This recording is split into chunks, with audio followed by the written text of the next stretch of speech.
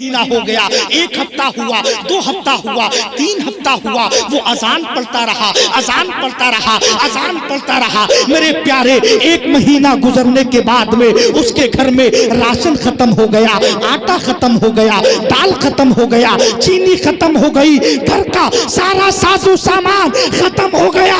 बीबी को गुस्सा आया, जलाल में आकर बीबी बोली, ए मियाँ जी, सिर्फ अजान पे अजान ही पढ़ते रहोगे या कहीं चोरी वोरी करने भी जाओगे? बोले अब रोटी नहीं मिलेगी, अब सब खत्म हो गया, सब खत्म। तो बड़ा मायूस होकर बोला बेगम क्या करूं, जब भी चोरी करने जाता हूं ना तो कहीं ना कहीं अजान का वक्त हो ही जाता है। बोले अजान का वक्त हो ही जाता है। मेरे प्यारे, अब तवज्जो को करीब करना, बीबी भी परेशान है, शौहर भी परेशान है, घर में खाने का कोई इंतजाम नहीं है, इधर चोर परेशान है। सोचने लगा किस टाइम चोरी करने जाऊं। दिन में तो चोरी कर नहीं सकता था क्योंकि दिन में तो सब जागते हैं। एक दिन उसने अपना दिमाग लड़ाया, दिमाग लड़ाने के बाद में एक टाइम का इंतखाब किया, एक वक्त का इंतखाब किया। उसने सोचा ऐसा करता हूं, ईशा की अजान घर में पढ़ के जाऊंगा। ईशा से फजर तक काफी वक्त होता है और ईशा की नमाज पढ़ के अजान पढ़ के जाऊंगा और फजर से पहले सारा माल चोरी कर करा के अपने घर में आके फजर की अजान पढ़ूंगा। ये इरादा करके निकला। चलता रहा, चलता रहा, चलता रहा, चलता रहा, चलता रहा, चलता रहा। चलते चलते बगदाद के बादशाह का घर की दीवार नजर आने लगी। मेरे प्यारे, बगदाद के बादशाह की घर की दीवार के करीब पहुंचा, दीवार को फलांग कर बादशाह के घर में पहुंच गया। मेरे प्यारे, बादशाह के मकान के अंदर तिजोरियों को खोला, तिजोरियों से पैसा निकाला, हीरे निकाले, जवाहरात निकाले और बड़ी बड़ी कीमती चीजें निकाली। सारा साजो सामान इकट्ठा करने के बाद में उसको बोरी में पैक किया। पैक करने के बाद में जैसे ही उसने निकलने की कोशिश की तो क्या देखता है, उसकी नजर घड़ी पर पड़ गई। क्या देखा कि फजर की अजान का वक्त हो गया। फजर की अजान का वक्त हो गया। अब मरता क्या ना करता। भाई पीर से तो बात हो गई थी, जहां हो जिस जगह हो अजान देना पड़ेगी। अब वो वही बादशाह के घर में शुरू हो गया, अल्लाहू अकबर, अल्लाहू अकबर, वही शुरू हो गया। अब बादशाह, यार किसी के घर में कोई चोरी करने जाए और चप्पल भी बहुत आहिस्ता आहिस्ता रखता है और चोर किसी के घर में अजान पढ़ने लगे तो मेरे प्यारे, अजान सुनने के बाद में घर वाले भी बेदार हो गए, वजीर भी बेदार हो गए, बादशाह भी बेदार हो गए, बादशाह के घर वाले बेदार हो गए। आपस में मशवरा करने लगे, बोले ऐसा लगता है आज हमारे घर में कोई अल्लाह का वली आ गया है। बोले अल्लाह का वली आ गया है। सब इकट्ठा हो गए। इकट्ठा होने के बाद में उसके चोर के पास आए, बोले हुजूर हम तो बड़े मुकद्दर वाले हैं, हम तो बड़े किस्मत वाले हैं कि आज आपने हमारे घर में आकर अजान पढ़ दी। बोले मैं हुजूर नहीं हूं, मैं चोर हूं, चोर। अरे कैसी बात कर रहे हैं, चोर भी कहीं अजान पढ़ता देखा? वो तो खामोशी से माल लपेटा लपाट कर फौरन फरार हो गया। तुम चोर नहीं हो, तुम तो अल्लाह के वली लग रहे हो। बोला मैं वली नहीं हूं, मैं चोर हूं। ये देखो तुम्हारी तिजोरियों का सारा सामान खाली करके इसमें पैक किया है। घर वालों को यकीन ना आया, बोले तुम चोर नहीं, तुम तो अल्लाह के वली हो। बोले हुजूर जब अजान पढ़ दी है तो 2 रकत नमाज फजर भी पढ़ा दो। बात समझ में आ रही है? समझ में आ रही है? जरा झूम के कहो, या गौसल मदद, या गौसल मदद। बोले नमाज नहीं पढ़ाऊंगा, नमाज नहीं पढ़ाऊंगा। बोले क्यों? बोले ना नमाज नहीं पढ़ाऊंगा, मैं चोर हूं। बोले नहीं, आप चोर नहीं, आप अल्लाह के वली हैं। अब इधर पूरा किस्सा बगदाद की जामा मस्जिद में सरकार गौसे आजम अपने शागिर्दों को हदीसों की किताबें पढ़ाते जा रहे हैं और मुस्कुराते जा रहे हैं। सारा किस्सा देख रहे हैं, सारा किस्सा देख रहे हैं। मेरे प्यारे गौसे आजम के शागिर्दों ने पूछा, जरा ये तो बताओ सरकार मुस्कुराने की वजह क्या है, मुस्कुरा क्यों रहे हैं? बोले अच्छा वजह पूछना चाहते हो? बोले अभी चंद दिन पहले जो एक शख्स नहीं आया था जिसकी 2 शर्तें मैंने मानी थी, बोले उसकी 2 शर्तें मैं मान के नहीं फंसा, वो मेरी एक मानकर फंस गया है।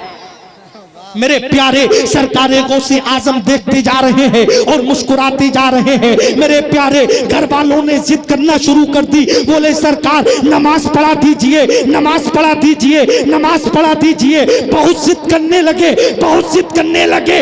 बहुत जिद करने के बाद में उसने कहा चलिए वुजू बनाइए। सबने वुजू बनाया, मुसल्ला बिछाया। वो शख्स मुसल्ले पे खड़ा हो गया, 2 रकअत नमाज अदा की।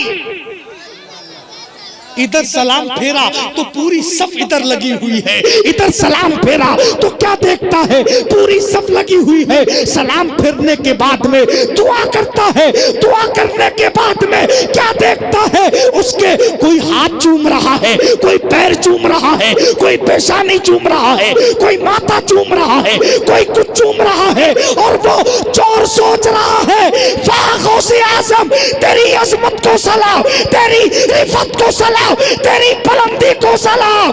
जब एक टाइम की नमाज पढ़ी है, पूरा मोहल्ला मेरे हाथ चूम रहा है। अगर 5 टाइम की नमाज पढ़ूंगा तो पूरी दुनिया मेरी गुलाम बन जाएगी, मेरी आशिक बन जाएगी। नारे तकबीर, नारे रिसालत, जश्ने गौसुल वरा, ख्वाजा का हिंदुस्तान, मुफ्ती तौसीफ नूरानी साहब किबला। नारे तकबीर, नारे रिसालत। इस्लामी भाइयों तवज्जो करना, तवज्जो करीब करना। कौन गौसे आजम है? वो गौसे आजम।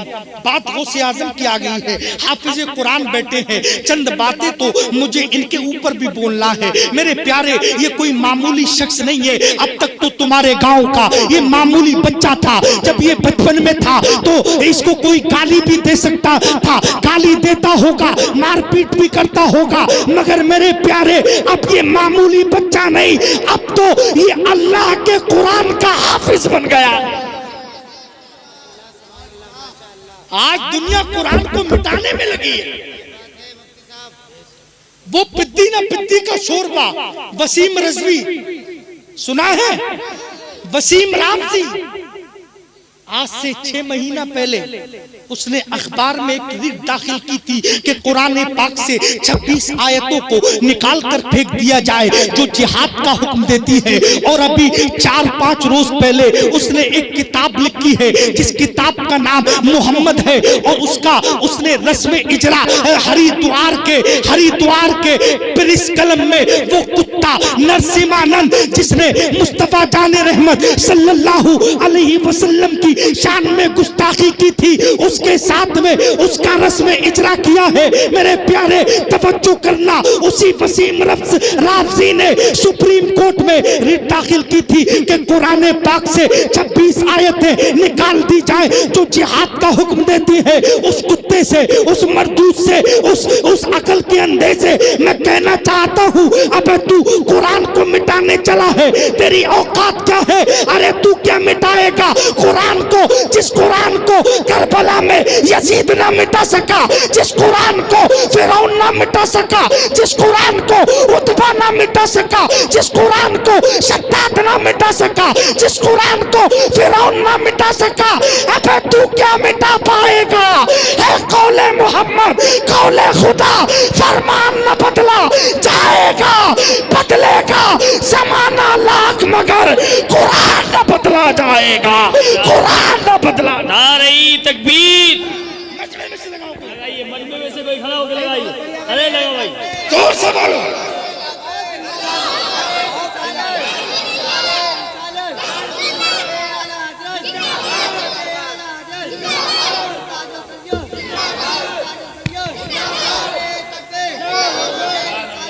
अबे अबे कुरान को मिटाएगा, तेरी औकात क्या है? अरे मेरे प्यारे, अल्लाह खुद फरमाता है इन्ना नहनु नज़्ज़लना ज़िक्रा व इन्ना लहू लहाफ़िज़ून। कुरान को हमने नाज़िल किया है, उसकी हिफाजत का जिम्मा भी हम ही लेते हैं।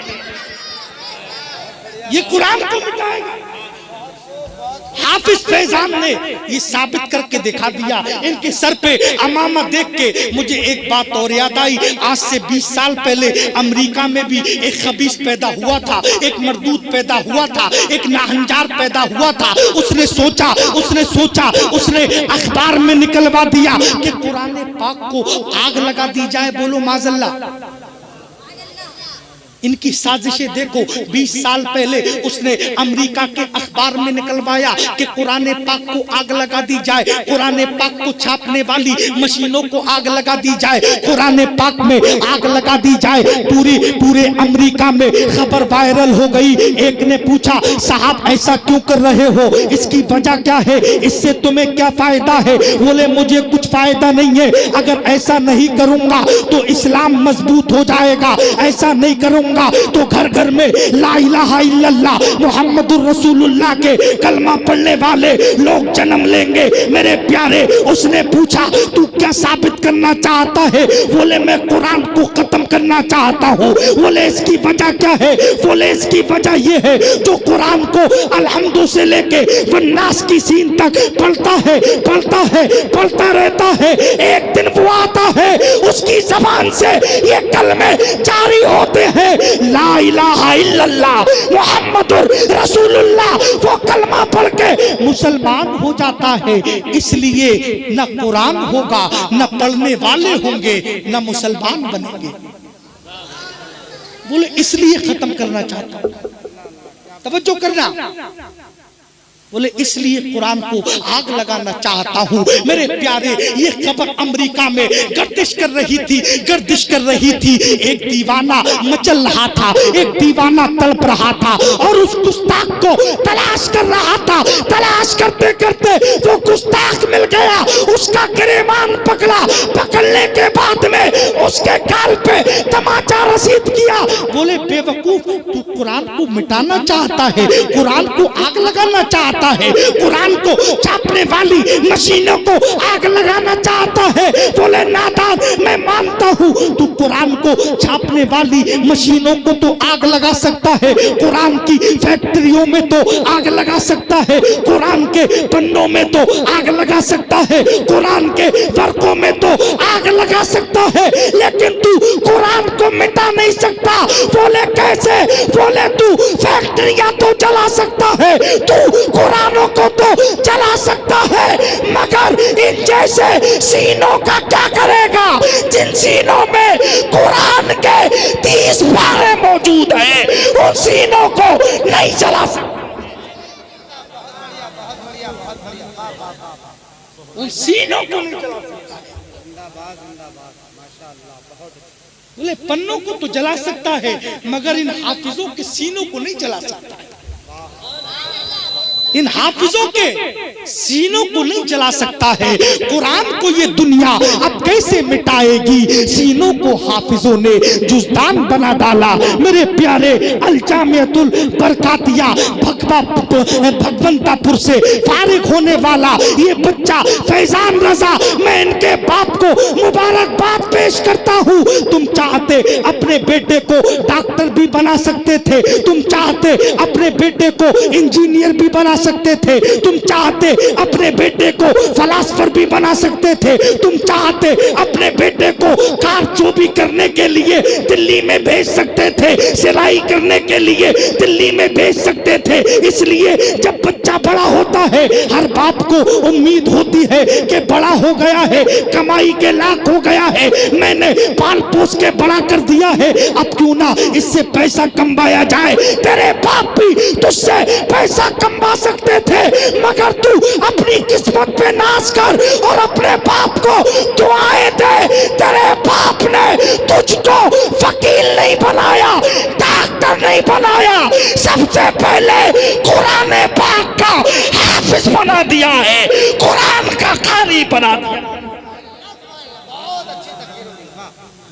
कुरान का कारी बना दिया। और मेरे भाइयों, हाथ जोड़ के गुजारिश है, जवानों बुजुर्गों, अगर चाहते हो बुढ़ापा आसानी से गुजर जाए, अगर चाहते हो औलाद बेइज्जती करके घर से बाहर ना निकाले, अगर चाहते हो औलाद 2 टाइम की बुढ़ापे में रोटी दे सके, तो कान खोल के सुन लेना, अपने बच्चे को कुरान की तालीम देना शुरू कर दो, वरना बुढ़ापा सही से कटेगा नहीं। ये हमारे आगे यजदानी साहब माशाअल्लाह, हाशिम यजदानी हमसे कह रहे थे, बोले हजरत सही साहब की तकरीर के बाद में लोग भाग जाएंगे, कोई सुनेगा नहीं। हाँ, ये इन्हीं की काबिशों का नतीजा है, इन्हीं का फल है। ये हमसे कह रहे थे मुदर्रिस हैं तो क्या हुआ, ये यहाँ के हैं, मैं मुफ्ती आजम हिंद के मदरसे नारे तकबीर, नारे रिसालत, खलीफा असद मियां सरकार, सुभान।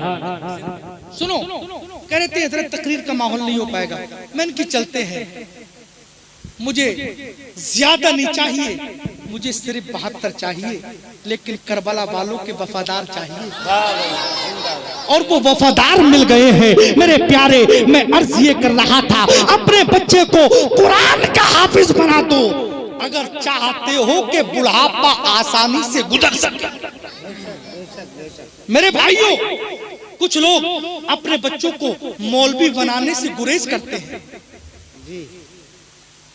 हाफिज बनाने से गुरेज करते हैं, बोले हाफिज जी बन जाएगा, वही 5000, वही 6000, वही 3000, इसमें क्या बच्चे पल रहे हैं, कहते हैं ये।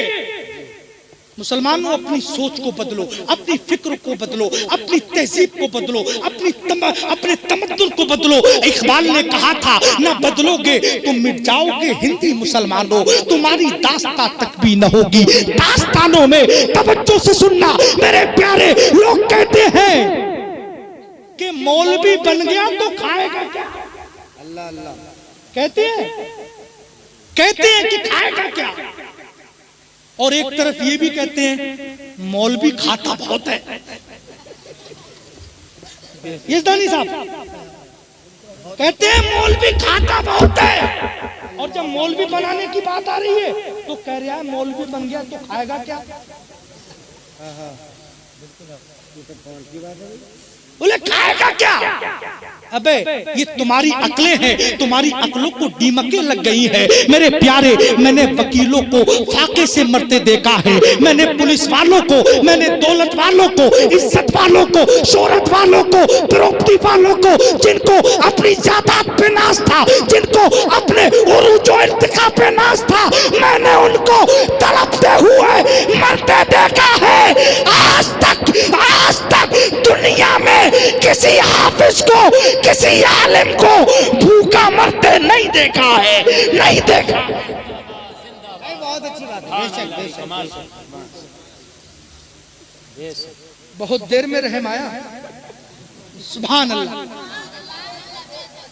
रख लूं ना, लेना चाहो तो ले लो, सुन लो तड़प सुन लो बस।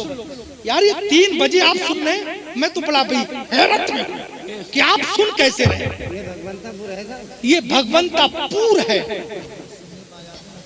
हाँ इंशाल्लाह। सुनो तवज्जो के साथ में सुनना मेरे प्यारे लोगों की अक्ल में ये सवार है कि मौलवी बन गया 3000 में क्या खाएगा, 5000 में हमने बच्चे पलते नहीं देखे हैं। मेरे प्यारे, इनके 5000 को मत दे, इनके 10,000 को मत दे, बल्कि खातूने जन्नत सैयदा फातिमा